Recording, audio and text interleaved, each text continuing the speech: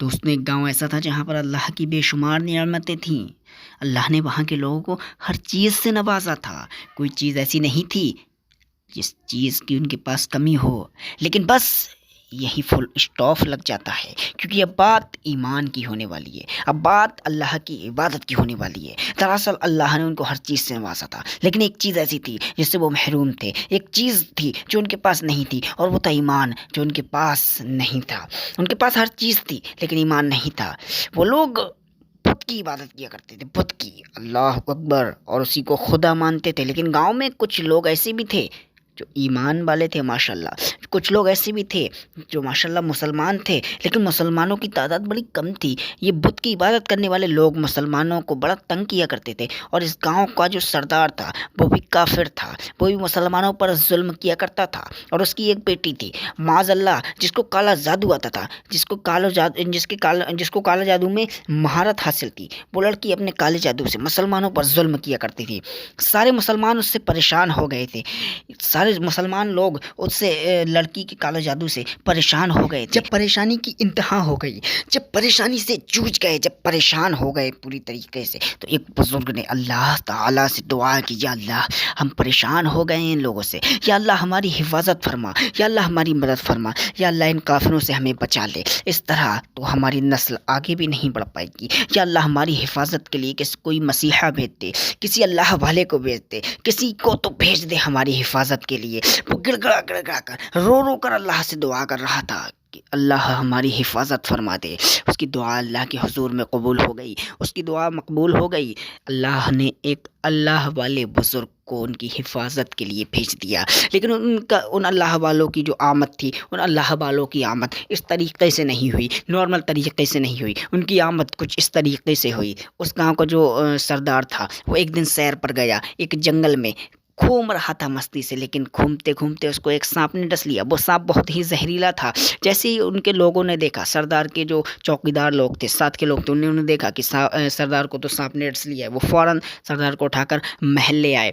وہاں پر حکیموں پر حکیم بلائے گئے، حکیموں پر حکیم بلائے گئے، ڈاکٹر پر ڈاکٹر بلائے گئے، لیکن کوئی بھی اس کا علاج نہیں کر پایا۔ سب ہاتھ کھڑے کرتے گئے، ہم سے یہ ٹھیک نہیں ہوگا۔ تبھی وہاں پر ان اللہ والوں کی آمد ہوئی۔ چوکیدار گیٹ پر کھڑے ہوئے تھے، ان سے آ کر اللہ والے نے عرض کی، کیا تمہارے سردار کو سانپ نے ڈس لیا ہے؟ تو چوکیدار اس سے پوچھتے ہیں، تم تو یہاں پر نئے لگتے ہو، تمہیں کیسے پتا کہ ہمارے سردار کو سانپ نے ڈس لیا ہے؟ اللہ والے کہتے ہیں، اگر ان کی جان بچانا چاہتے ہو تو مجھے اندر جانے دو، میں ایک حکیم ہوں، ان کا علاج کر دوں گا۔ فوراً چوکیدار اندر بھاگ کر گئے اور اجازت لے کر کے آئے۔ باہر ایک فقیر آیا ہوا ہے، دیکھنے سے وہ غریب لگ رہا ہے، پھٹے پرانے کپڑے پہنا ہے، لیکن کہہ رہا ہے اگر اپنے سردار کی جان بچانا چاہتے ہو تو مجھے اندر جانے دو۔ سردار کی جو لڑکی تھی جس کو کالا جادو آتا تھا، اس نے فوراً کہا کہ اس کو اندر آنے دے۔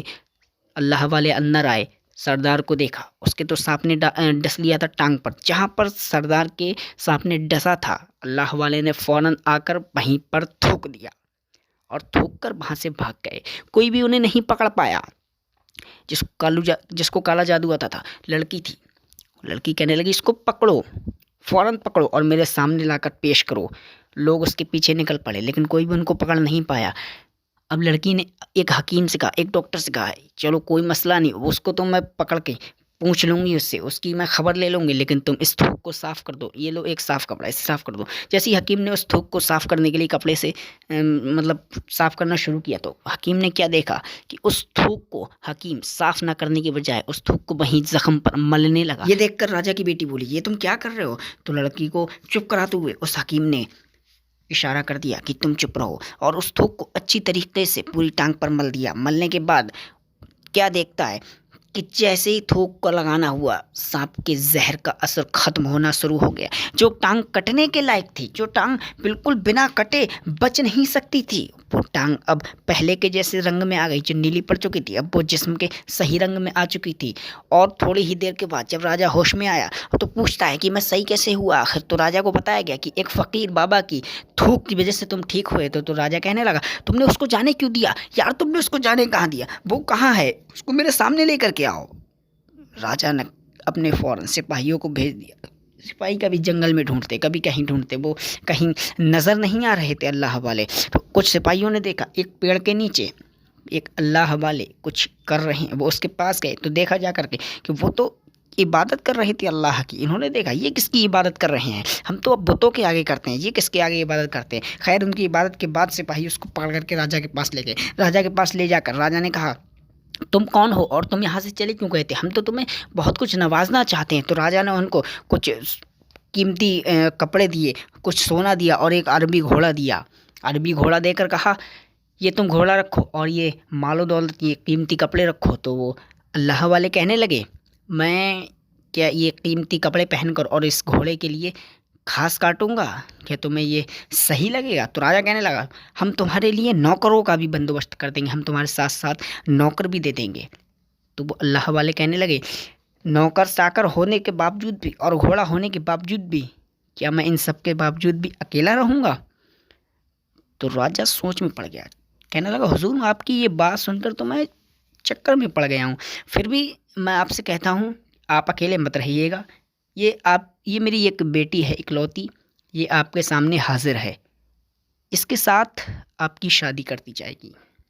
لیکن میری ایک شرط ہے، آپ کو میرے سپاہیوں نے عبادت کرتے ہوئے دیکھا ہے اور جہاں تک میں جانتا ہوں کہ آپ اس اللہ کی خدا کی عبادت کر رہے تھے، وہ آپ کو چھوڑنا پڑے گا. مجھے لگتا ہے آپ مسلمان ہیں، آپ کو ہمارے دھرم میں آنا پڑے گا، آپ کو اپنی عبادت چھوڑنا پڑے گی.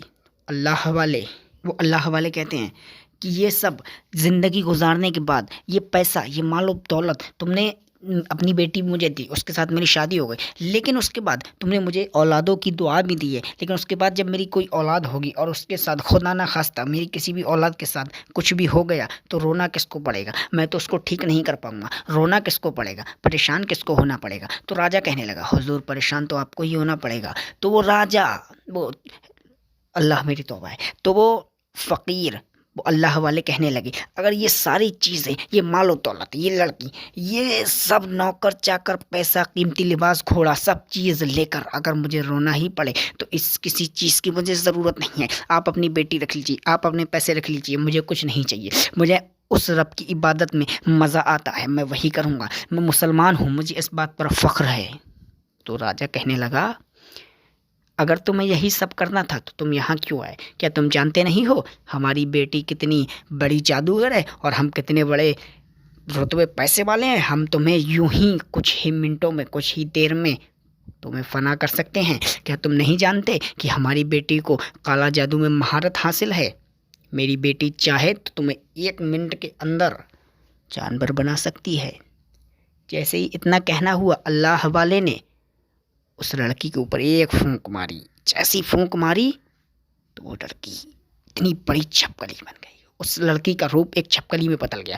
روپ جب چھپکلی میں بدلا تو راجا اور سب لوگ حیران رہ گئے. پھر اس چھپکلی نے کیا چاہا؟ اس چھپکلی نے چاہا، وہ تھی تو لڑکی ہی نا، دماغ تو وہی تھا. اس چھپکلی نے سوچا کیوں نہ میں اپنا زہر اس اللہ والے کے اوپر اگل دوں، اس کے بعد یہ تباہ و برباد ہو جائے گا. چھپکلی جیسے ہی اللہ والے کے اوپر اپنا زہر اگلنا چاہتی تھی، فوراً اللہ والوں نے اس چھپکلی کے منہ پر تھوک دیا اور وہ تھوک تیزاب کی نسل تھا. جیسے ہی تھوکا تو اس کا چھپکلی کا چہرہ جلنے لگا. اب راجا نے یہ دیکھا، وہ ہوش اڑ گئے اس کے، وہ تو حیران رہ گیا، گڑگڑانے لگا، ہاتھ جوڑ کر بنتی کرنے لگا حضور مجھے معاف کر دو، میری بیٹی کو معاف کر دو، میں تو تمہیں کچھ نہیں سمجھتا تھا، حضور مجھے معاف کر دو.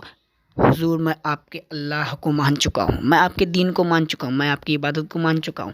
آپ میری بیٹی کو ٹھیک کر دیے. میں یقین دلاتا ہوں ہم سب تمہارے ہاتھ پر بیعت کریں گے، ہم سب مسلمان ہو جائیں گے، لیکن میری بیٹی کو ٹھیک کر دو. اور میں یقین دلاتا ہوں کہ میری بیٹی بھی مسلمان ہو جائے گی. تو اللہ والے نے ایک پھونک ماری اور اس لڑکی کو پھر سے اسی کی اصلی شکل میں بنا دیا اور کہا اگر تم نے کسی بھی مسلمان کو کبھی بھی پریشان کیا نا تو میں ابھی زندہ ہوں. سارے مسلمان ہو گئے، ان اللہ والے کے بیعت کر لی ان کے ہاتھ پر، سارے مسلمان ہو گئے. کتنے خوش نصیب نکلے، کافر تھے مسلمان ہو گئے.